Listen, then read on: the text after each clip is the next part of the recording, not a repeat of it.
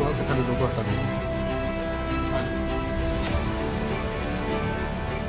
रात्रि में एक वांछित अभियुक्त जिसका नाम कारू यादव है, जो कि लोधीपुर गांव खुसरूपुर का रहने वाला है, उसकी गिरफ्तारी के लिए एसडीपीओ फतुहा के नेतृत्व में टीम बनी और उसके गिरफ्तारी के लिए हम लोगों ने छापामारी की। जब छापामारी करी तो जो अभियुक्त था, वांछित अभियुक्त कारू यादव और उसका लड़का हथियार के साथ अरेस्ट हुआ और उसके पास से एक राइफल मिली, जो कि अवैध बिना लाइसेंस की राइफल है, वो मिली। उससे पूछताछ के क्रम में हम लोगों ने पता किया कि ये राइफल उसने किससे लिया है। तो पूछताछ से हम लोगों को मालूम पड़ा कि वहाँ पे फतुहा अनुमंडल अंतर्गत जो हथियार सप्लाई करते हैं, जो सप्लायर्स हैं, उनके बारे में हम लोगों को मालूम पड़ा। बारी बारी से उनके यहाँ रेड हुआ तो एक अभियुक्त उसमें अरेस्ट हुआ जिसका नाम अभिषेक कुमार है, जो कि बैकटपुर खुसरूपुर का रहने वाला है।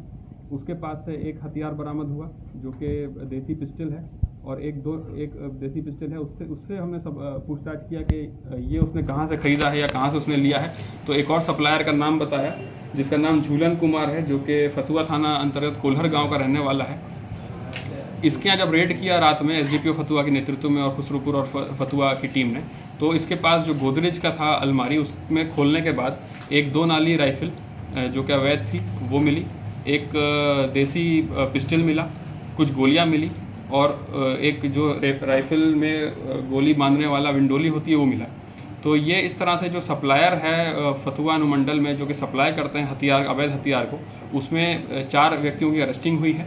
कुल इसमें 2 राइफल बरामद हुई हैं, 2 देसी कट्टे बरामद हुए हैं और कुछ गोली बरामद हुई है। ये अच्छी उपलब्धि है फतुहा अनुमंडल पुलिस पदाधिकारी के नेतृत्व में और इससे जो है अवैध हथियार के बिजनेस को उस अनुमंडल में रोकने में, रोकथाम में मदद मिली। फायर करते थे बेचने के क्रम में और वही खोखा लोग रख लेते थे, तो वो उसमें हम लोग को मालूम पड़ा है। ये लोग खुद बनाते थे सर कि कहीं से खरीद के लाकर बेचते थे? नहीं, ये लोग खुद नहीं बनाते थे, ये लोग सप्लायर थे। इनके बारे में हमने पूछताछ किया है कि लोग कहाँ से लाते हैं, तो हम लोगों को इन्फॉर्मेशन मिली है। अभी हम लोग उस पर रेड कर रहे हैं और अगर सफलता मिलती है तो आप लोगों को बताएं। आपराधिक इतिहास भी है क्या? ग्राहक कहाँ से ये लोग खोज करके लाते थे? ग्राहक इन लोगों के, क्योंकि ये लोग खुद गांव में अपने उसी गांव के रहने वाले हैं और इन लोगों के संपर्क के काफ़ी लंबे समय से लोग काम कर रहे थे, तो इनके संपर्क अच्छे खासे हो गए हैं। तो जिसको भी ज़रूरत पड़ती थी ये लोग संपर्क करते थे और एक चेन है इसमें, जिसमें एक आदमी को संपर्क करे, फिर दूसरे आदमी से बातचीत करके फिर वो सप्लाई करते थे। आपराधिक इतिहास क्या कितना है? होता था और अभी तक कितने सप्लाई कर चुके हैं? सब अभी तो हम लोगों ने जो पता किया है वो करीब 55 से 60 हज़ार के बीच में एक राइफल का दाम बताया गया है जो खरीद होती थी इसमें, और ये काफ़ी लंबे समय से कर रहे हैं और ये स्पष्ट तो ये लोग नहीं बताए हैं कि कितने इन्होंने अब तक करे हैं काम। सर कहाँ से लोग लाते थे ये लोग हथियार? ये अभी हम लोग इन्फॉर्मेशन नहीं डिस्क्लोज कर रहे हैं, हमने पूछताछ में हमको मालूम पड़ा अवैध है या फिर किसी से छीने गए हैं, इसकी जांच की जा रही है। नहीं, हाँ, ये अवैध हथियार है, ये बनाए गए हैं अवैध तरीके से। ये जो इसमें जो कारोबार कर रहे हैं इसका, उसके बारे में हम लोगों को सूचना मिली है, अभी इन्फॉर्मेशन हम लोग डिस्क्लोज नहीं कर रहे हैं, उसके विरुद्ध भी छापामारी चल रही है। पर्पस क्या है हथियार रखने का?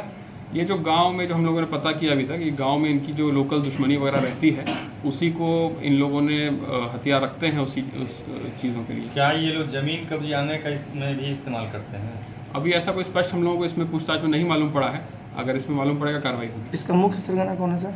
इसमें अभी जो मालूम पड़ा है उस झूलन कुमार है और फुज्जू, ये है कोल्हर गांव का रहने वाला, फतुहा का। यही डील करता था अलग अलग जगह से जहां से हथियार बनता था और इसी के माध्यम से अन्य लोगों से संपर्क करते हुए, चेन बनाते हुए इसका ये लोग हथियार सप्लाई करते हैं। आपराधिक इतिहास भी है लोगों का। आपराधिक इतिहास चल रहा था इन लोगों का और कहाँ कहाँ ये लोग सप्लाई दिए हैं? हाँ, ये सब हम लोगों ने पूछताछ कर रहे हैं और इस पे जिन जिन के नाम सामने आ रहे हैं उन सब पे भी लगातार छापामारी कर रही है। इनका कहना है करीब 1 साल से ये लोग इस तरह काम। आपराधिक इतिहास सर क्या है?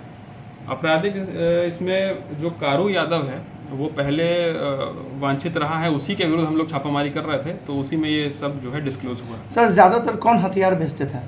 जैसे ये लोग हर तरह के हथियार बेचते थे, राइफल भी बेचते थे और देसी कट्टे, देसी पिस्टल, ये सब। वो सब का कितना दाम पड़ता था सर?